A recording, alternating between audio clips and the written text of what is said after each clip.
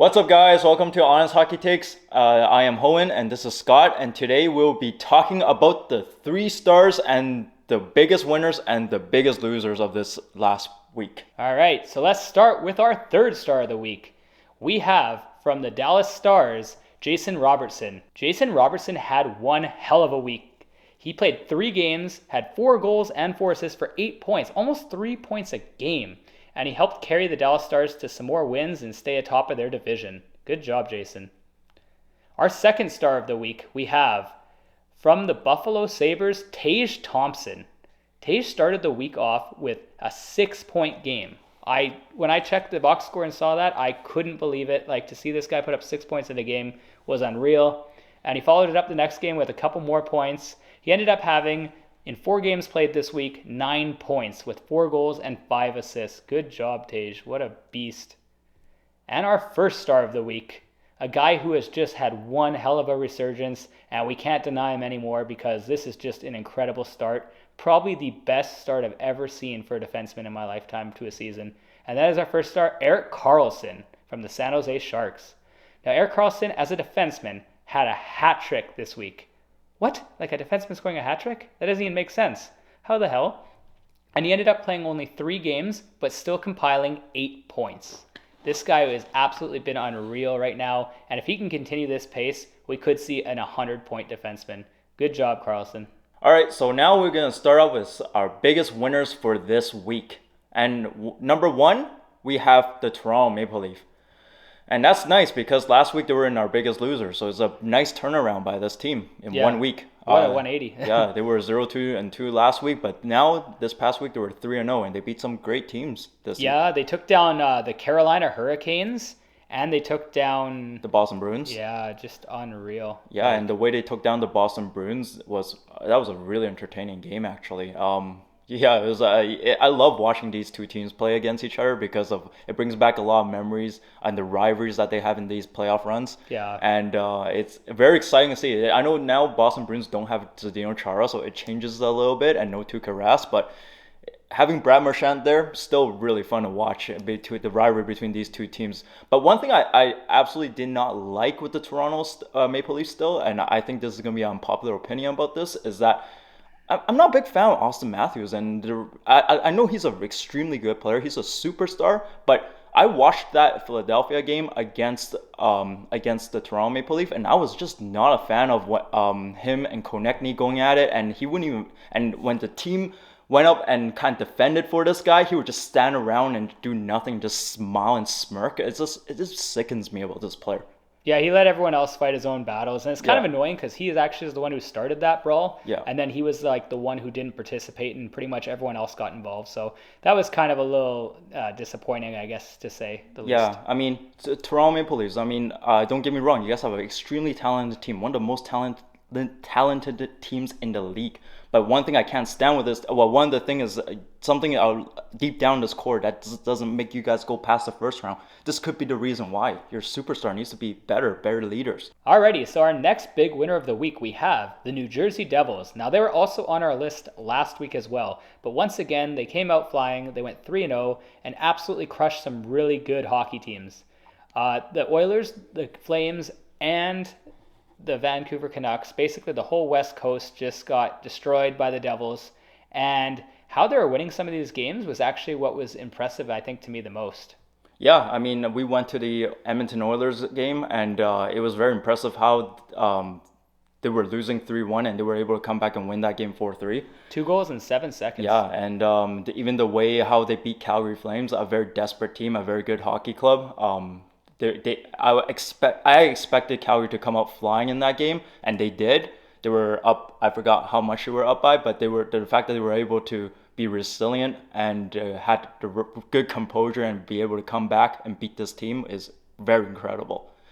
Yeah. Yeah, I think this is a team that it's not just one of those teams that's starting hot and going to fall off. It seems like they're going to be a team that actually has a really good shot to make the playoffs this year, even if it's just as a wild card. The next team I got is the Seattle Kraken. Man, they had a really good week. They were 3-0. They beat some extremely good teams. They beat The Wild, they beat the Calgary Flames, and they beat the Pittsburgh Penguins. That's crazy. 3 playoff teams Yeah, last year. well, projected from, addition of Burakovsky has been extremely good. I love how their whole power play unit is completely different from last year's power play unit, technically, because Jaden Schwartz didn't play, was pretty much injured almost the whole season last year, so it's crazy to have like 5 unit that's like completely different from last year, with the exception of Vince Dunn. What impressed me the most, probably about Seattle's performance, is they were getting scoring from everywhere. Like they were getting their third and fourth lines chipping in a lot this week, and it really showed because I mean they were outscoring like teams that are really good at scoring goals. So like, and they also managed to shut out the Wild too with their win. That was crazy to me. Like a team that doesn't necessarily have the best defense and goaltending, but they managed to hold a high-powered Wild offense. Yeah, okay. One of the big things that really stood out to me about the Seattle Kraken, about their hot start so far, is actually the improvement with their goaltending. Their goaltending has been playing so much better than last year. Last year was the big reason. I thought Grubauer was a big reason why they kept losing momentums in games. He was pretty poor, yeah. Yeah, but this year he's been a lot better. I wouldn't say he's extremely good, but it's not even just him though. It's Jones. Yeah, Jones has been unstoppable in the net. Actually, Jones, in my opinion, has been the best goalie right now for them. He's got such an insane record to start the year. I don't think it'll hold off like for the rest of the season because he hasn't really shown us in the last like 5 to 6 years that he's that good of a goalie. But it's pretty impressive to see right now while they have it going. And our final big winner of the week, we have another familiar face. We have the Vegas Golden Knights, who once again went 3-0. This team can't be stopped right now. It's incredible how well they've been playing. Actually, after Boston's loss now this week, the Knights are now the best team in the NHL. And I mean, this is kind of hilarious because of how many people I would hear saying that this team isn't even going to be a playoff team this year. I mean, in my preseason prediction, I had this team at number 1 in the Pacific Division. I mean, I knew this team is good. This team is way better than every other team in the Pacific Division. And it doesn't matter what anyone tells me, they're just way better than the Oilers. I don't care what anyone says. And this is coming from an Oilers fan. And I don't care. Like, the Oilers are not that good this year. And I hate to say it. The Knights don't have many weaknesses, which is what I think is the best. They have such a good 12 forward group, but they also have such sound defense. And 2 goalies. Two. Both of these goalies are just playing so well right now. I know we've mentioned it in past videos, but the combination of Aiden Hill and Logan Thompson, everyone was so worried when this team didn't have Fleury and this team didn't have Leonard. But you know what? These 2 young kids are great. Yeah, and one of the thing I want to add is that defense core is so experienced. They eliminate so many high scoring chances. They block so much. I want to see the freaking Edmonton Oilers start doing this. Like their defense is trash. Yeah, Edmonton will never have defense. We know this. It's been like this for how many years? Come on. Yeah, I know. I'm an angry Oilers fan right now. Yeah, I can see. So that's it for our biggest winners. And now is time to go to the sad part, which is our biggest losers for this week. And at number 1, to me, this is terrible, and it is the Ottawa Senators. We had such high expectations with this team. I'm so sad about this right now. Before, like for our season prediction, we thought this team was gonna make the playoffs with all that high caliber additions they had in this offseason of the Brinkett and all these guys, and then this is what they're showing us. It's ridiculous. They have lost 5 straight. This week they lost 3. Yeah, it's really sloppy, and it's good. The one positive I think for Ottawa right now to build on is now that Cam Talbot is actually back, they finally have an actual starting caliber goaltender, which is great. And I do think this will change the direction for the team in the next upcoming weeks. I don't think we're going to see them here for too much longer, hopefully. Yeah. And one of the biggest surprise I have with the Ottawa Senators is that they're like bottom of the league right now in power play, which is very shocking. Unit. They should be way higher, like top 10. Like that baffles me. They have so much firepower, so many shooters, so many great passers, and like good puck moving defensemen. There's really no excuse for their power play to be this inept. All right, my next biggest loser of the week is the Calgary Flames. And I think of all the ones I have on this list, this one might shock me the most because I really think the Flames have a great roster. At the beginning of the year, they came out swinging. They looked like their new additions were huge. Kadri was dominating. But this week, they looked brutal. Actually, it's a really, really rough week for them. They lost to teams that they really should not be losing to. And I was quite disappointed with the effort overall. Yeah, this team like fell off the cliff. Like they started so hot, as expected, and we thought this team is just one of the top 3 teams in the Pacific. Yeah. And I don't know what happened to Huber though. Like he just fell off the cliff. He's invisible. But Let's say it like it is. I Yeah. love Huberto. Yeah. I've had him on fantasy teams. I enjoy watching the player, but he has been invisible this year. and also Markstrom hasn't looked amazing, like personally. He's not stealing games like last year when he was a No. Vezina finalist. Yeah.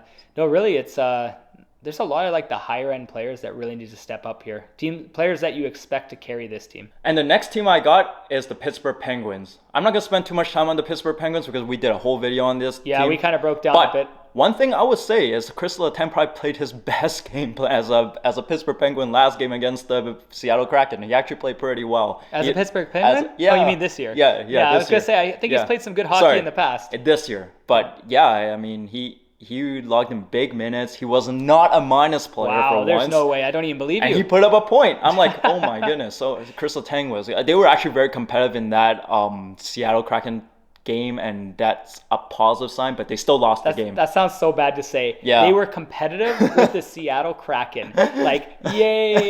Like, that's so bad. They've lost 7 straight now. Yeah. Excuses are running thin for this team. They have too much firepower. Their goaltenders should be better than this. Like, Jari should be better than this.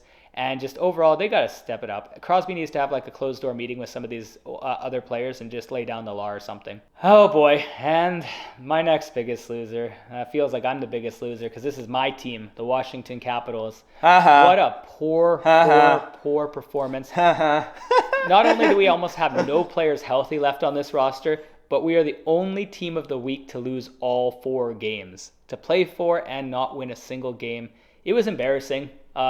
At this point, as a Caps fan, I don't know about other Caps fans out there, all I'm really looking forward to is Ovi trying to catch Gretzky's record and score goals. I mean, because there's not a lot of other positives out there right now for this team. They're old, they're banged up like crazy. Almost everyone's out right now, like from their top 6. It's unreal. I mean, are we even surprised by this though? Because like this team is so old. We both had them in the playoffs. No, I didn't have them in the playoffs. I had Oh, you're them right. just You had outside. Columbus Blue Jackets. Yeah, I know. It's not like even any better, but in fact, it's even worse. But going back to the Capitals, I feel like they need some injection of youth into this team badly. I mean, right now they're running on Ovi and all these Kuznetsov and Backstrom and these guys, and Backstrom's not even playing. No, they gotta start calling younger kids up from the AHL drafting, and giving them a chance. I mean, yeah. they don't have much in the way of draft picks, so it's gonna be rough. They haven't drafted many stars in the last few years, that's for sure. I'm excited to see Ovechkin catch the record, though. Yeah, that's pretty much. Really all like I I care said, about. that's all I'm really watching. Yeah.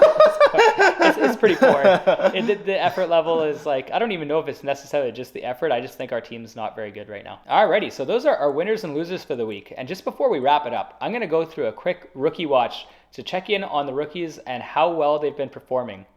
Now, I have 3 guys this week that have kind of stood out to me more than the rest. And shocker, actually, guys like Matty Beniers and Kalen Addison aren't on this. But we do have Owen Power with by far his best week he's had of his career so far.